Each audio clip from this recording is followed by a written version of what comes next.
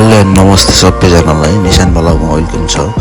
आज चाहिँ म जेरी बनाउँदैछु, सबैजनाले हेर्नु होला। यहाँ चाहिँ म तेलमा तार्दैछु, त्यसपछि लाएर हामी उतापट्टि चास्नीमा चट्ट लाडुहरू चास्नी लास्ट भएपछि लास्टतिर ठ्याक्क लास्टतिर सम्झिरहेको थिएँ, त्यही भएर लास्ट सकिने बेला चाहिँ भिडियो बनाएको थिएँ। त्यही भएर चास्नीहरू पनि छैन है। त्यही पनि हजुरहरू सिक्न चाहनुहुन्छ भने भन्नुहोस्, तल कमेन्ट गर्नुहोस्, म सिकाइदिन्छु है हजुरहरूलाई जेरी बनाउन घरमै बसेर।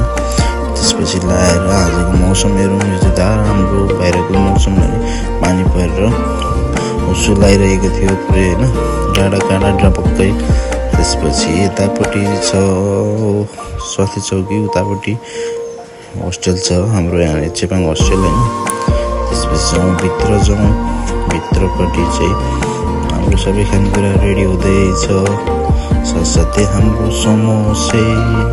समोसे जेरी पनि रेडी भयो, त्यसपछि यतापट्टि चप पकौडा चना अन्डा समोसा रेडी भइसकेको छ। त्यसपछि अब सबै चिज रेडी भएपछि हाम्रो यो चाहिँ मेरो सानो पसल, भिजिट गर्नुभयो भने सिद्धि आउनुभयो भने भिजिट गर्नु होला है त। त्यसपछि यो सिद्धि बजार शक्तिखोर बजारदेखि 4 किलोमिटर माथि सिद्धि बजार छ। यहाँ चाहिँ चेपाङ बस्ती छ होइन, रमाइलो ठाउँ छ। सबैजना आउनुभयो भने मजाले घुम्न सक्नुहुन्छ।